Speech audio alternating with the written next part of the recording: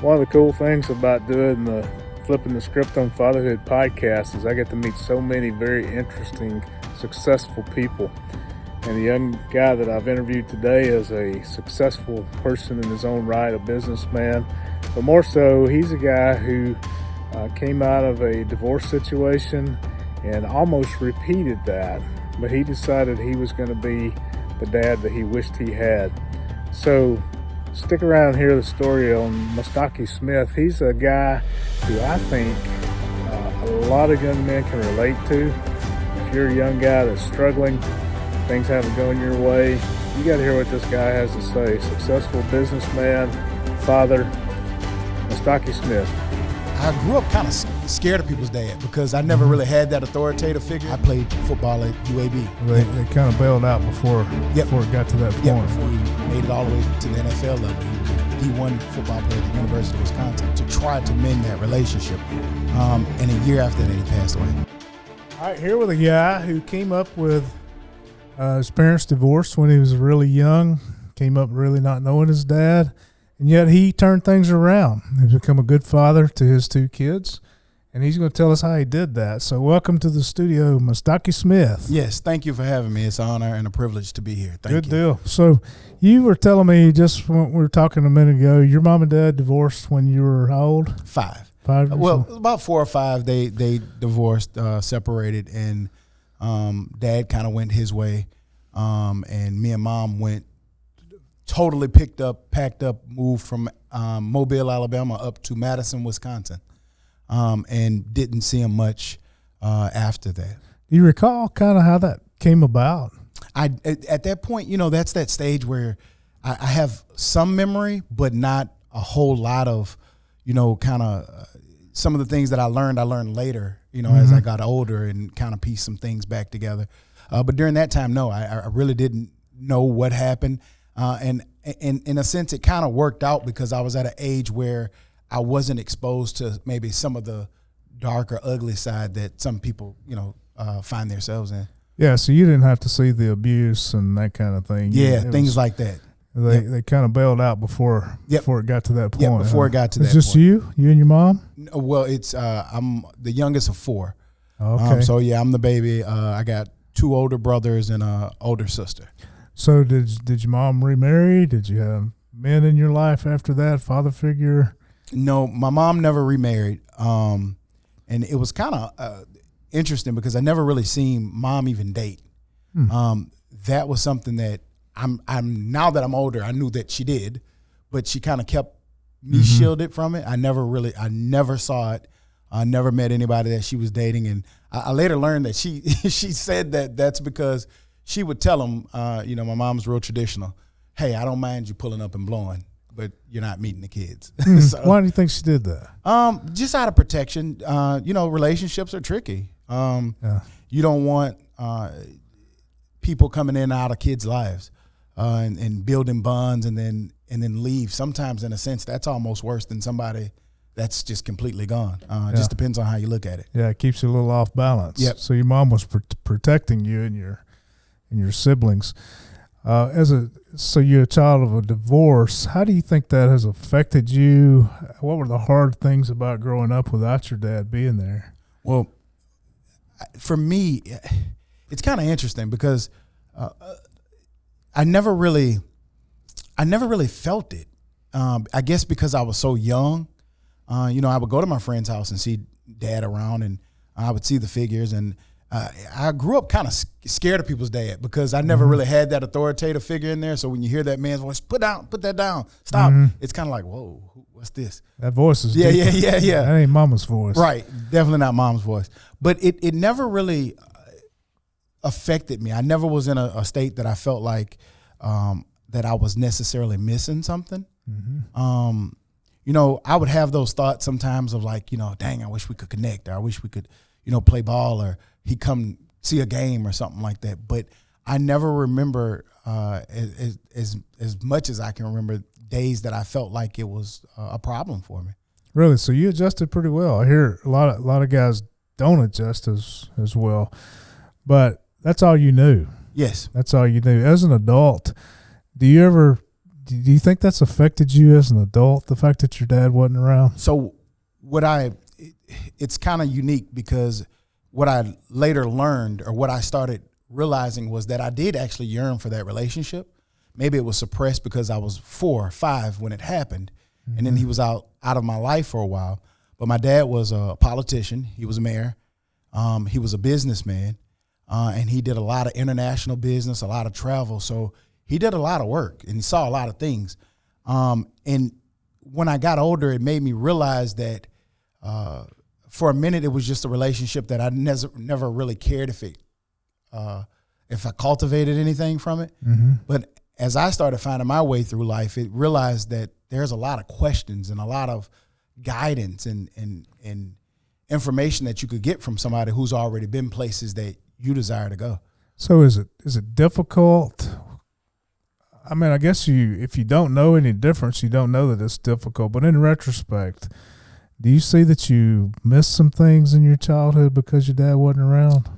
I think when you look back at some stuff, hindsight, I think sometimes in terms of relationships, maybe with dad's guidance, or like I said, navigating. I played football. My dad was an athlete. He made it all the way to the NFL level. He was a D1 football player at the University of Wisconsin. I played football at UAB, D1 scholarship. And there was times that I was trying to navigate, do I sign with an agent? Do I sign with this person? Do I do this? And there wasn't anybody that I could ask or call. But that's when you yearn for that relationship of, this is somebody who's been through where I'm trying to go, but yet I can't. Do you recall, you played college football, do you recall ever thinking, wow, I wish my dad was at the game? Well, what I found out was it was odd. My godmother and my dad still had a very good relationship. And my godmom would tell me later, your dad was at the game. Really? And I'm like, wow, really?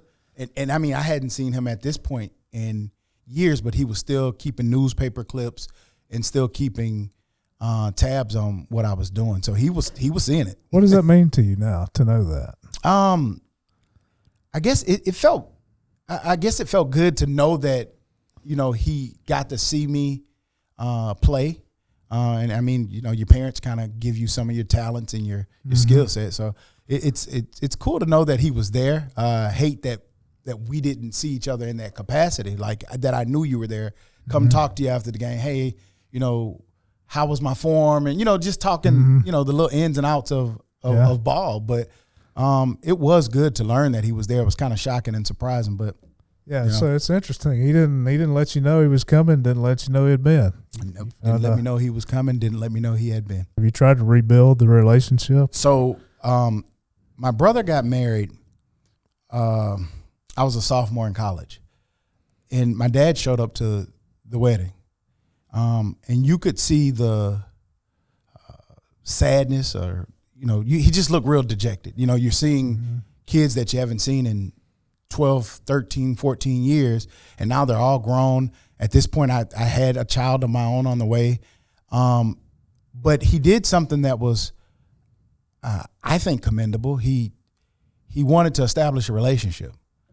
So he came over and talked and asked, would it be okay for him to call? And men, he said he was adamant that he couldn't replace that time, but he would love to try to mend that relationship. And a year after that, he passed away. Really? Yeah. So during that year, did you get to talk to him more? I think that the problem for me, like I told you, I had 4 other siblings. And there's an age gap between me and my oldest brother. He was probably 18 at the time when they got a divorce. Other brother about 15, sister about 12. So for me, I think it was a little bit harder for him to connect with me because he never really established anything to know me personally. Whereas with my siblings, he kind of knew them already. So our calls were a little slower, like they were a little far in between. And, he was talking to my siblings a little bit more, but it was still good to just kind of start building and making our way towards creating a better relationship. So that's how you grew up. And in a lot of cases, a guy grows up in that situation. He thinks, well, that's the way it's supposed to be. And he does that with his own kids. Yeah. What got into you that showed you that wasn't the way you wanted to raise your family? It's I don't know. It's just the way my mom raised me, to take care of your responsibilities and honor your responsibilities, stick to your commitments. And it just never was a doubt in my mind. When I found out that I had a baby coming, it was excitement. It was, of course, scared because at that time I was a little bit younger. I was only 23 years old. I didn't have the resources and finances. I'm trying to work my way post-college, kind of trying to figure out, what do we do from here? But it was just never a doubt in my mind. I just had made that pact that I never wanted my kid to not be able to pick up the phone and call me or be able to get advice from me as long as I'm, living and able to do that.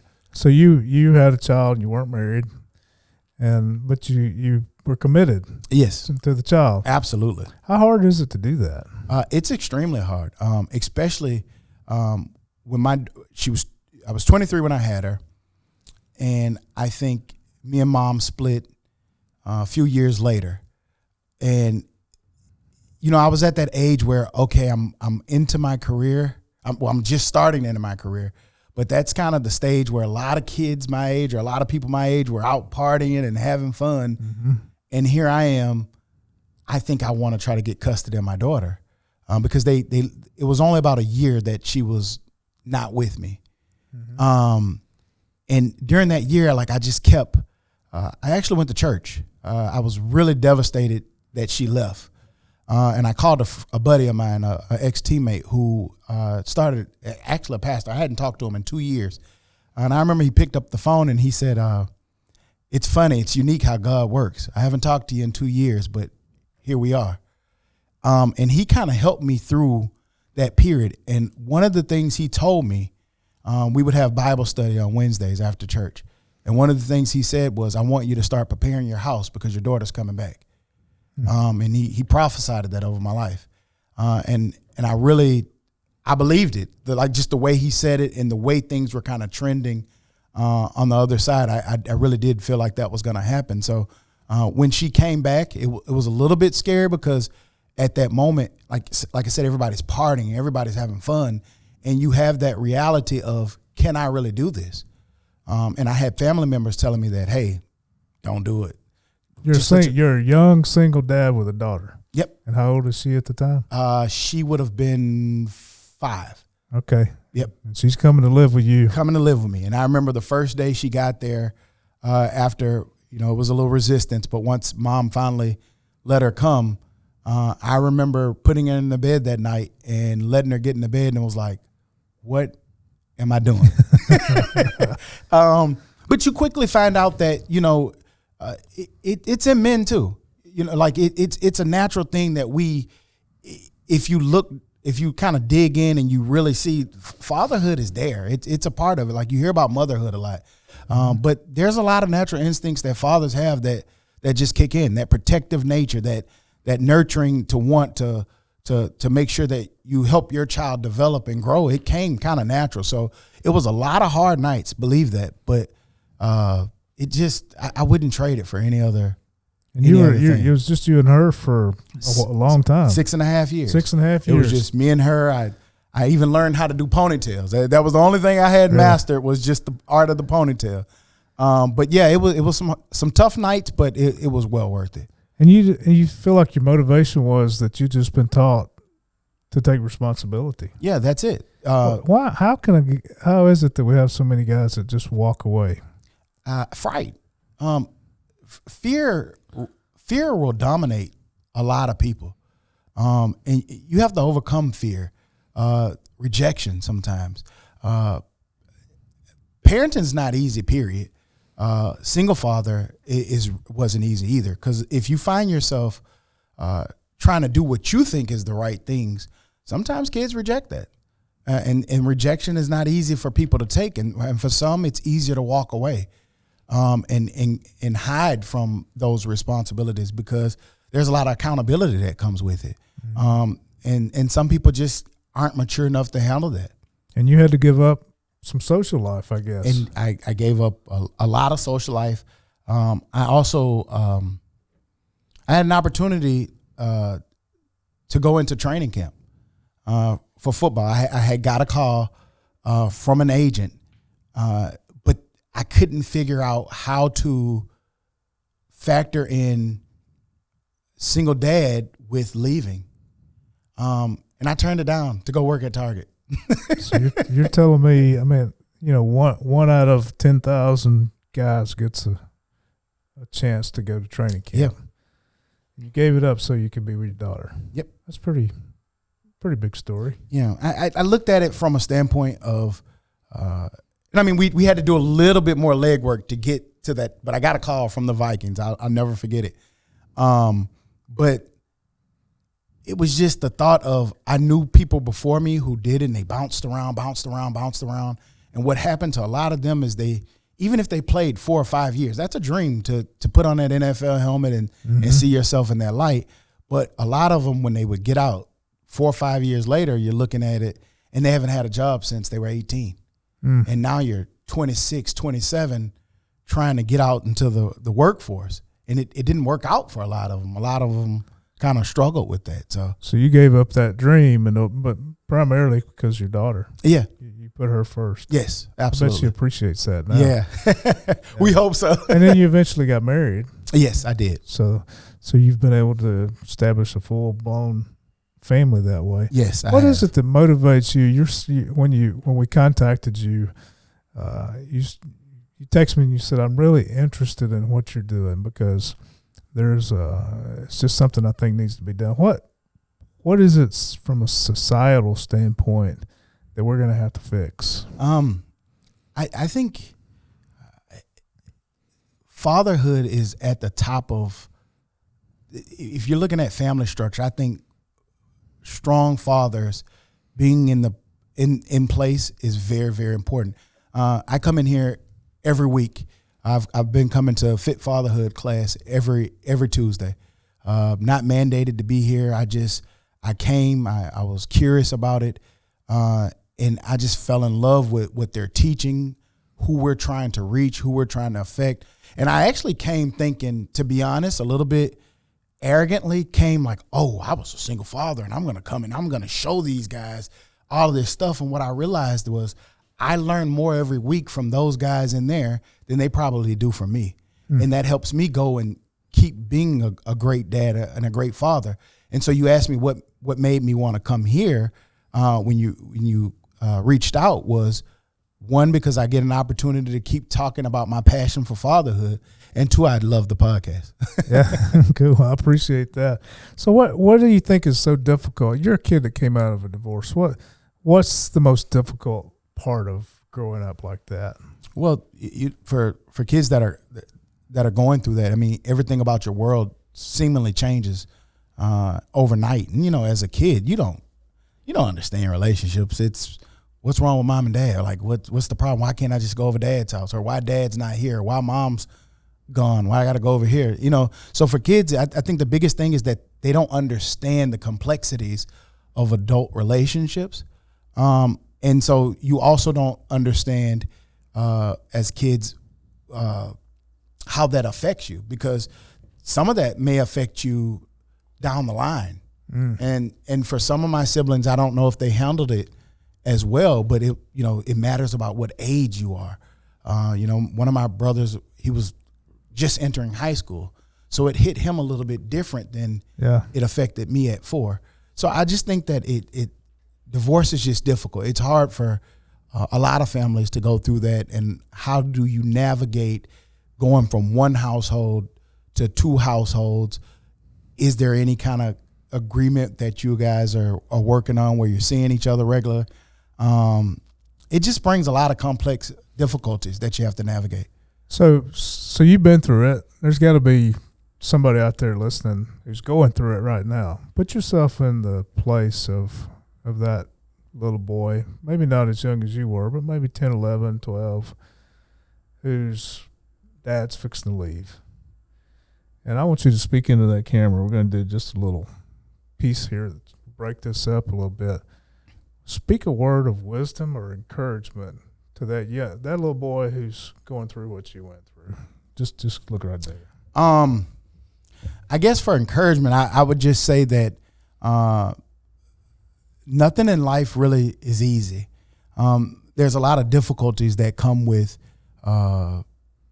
anything that it is that you want to do. And even with divorces, they're tough to understand. You may not have all the answers, but each day you got to keep pushing yourself forward to try to make sure that you find your way through on the other side. I look at it like a storm. And one thing about storms is it rains and it lightnings and there's all kind of things that go on, but above the clouds, it's always good. And that storm always passes. And again, for someone so young, they may not understand that. But you also too with life, nothing just always comes to you. So sometimes you have to be willing to put in the extra work or research or learn, or you can even seek out, if you're missing dad and dad's not present, you can go seek out mentors. It's just no different than a kid that's trying to navigate getting into the workforce. They have to go find internships. Sometimes your coaches, your uncles or cousins can be role models. Now with internet and YouTube, there are a lot of different content such as this that will give you different information that you would need to push through. So be willing to research and be willing to go find sometimes things that are not really right there at your doorstep. Good. That's good. We'll use that. So you may have something else on your heart. My last question is, what does it take to be a great dad?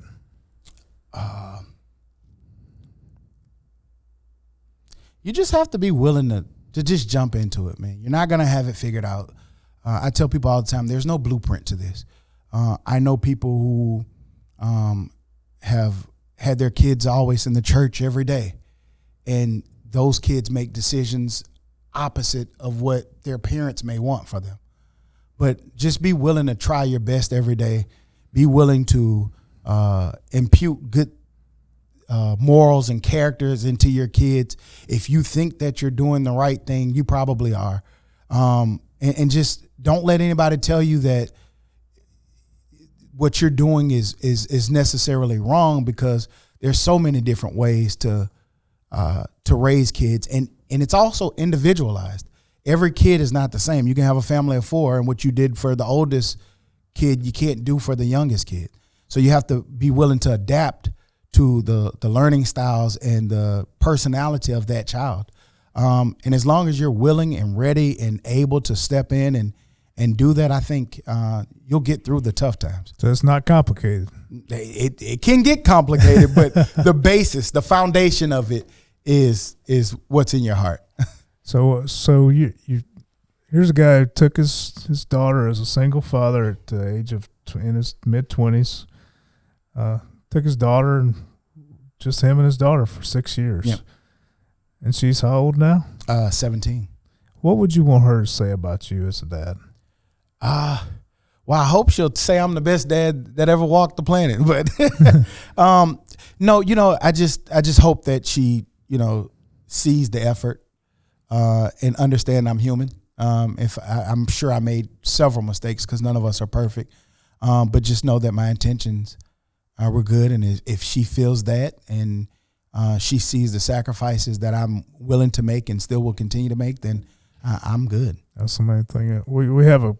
She made a little video tribute to you. We're going to show you what your daughter had to say about you. My name is Jordan Smith, and my dad is Mastaki Smith. He has been the cornerstone of my life ever since I was young. He has taught me to carry myself with pride, dignity, and excellence. He has also taught me to take pride in my identity of being a young Black woman and a strong role model. He has taught me to respect myself as well as others, and has also taught me how to problem solve and handle myself with grace. I don't know what I would do without him, and he has been the best role model that anyone could ever ask for, and I love him very much. So that's a result of a guy who could have walked away, could have said, let mama have her, I'm gone, but you didn't. No. And this is what happens. Any reaction? Man, that was good. Thank you. I appreciate that. All right, good. What we hope is that some guys will see this and say, I want to be the next Mastaki Smith. Yeah.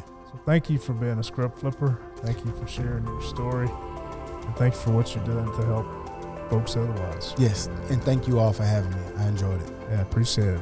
That'll conclude this episode of Flipping the Script on Fatherhood, and we'll see you next time.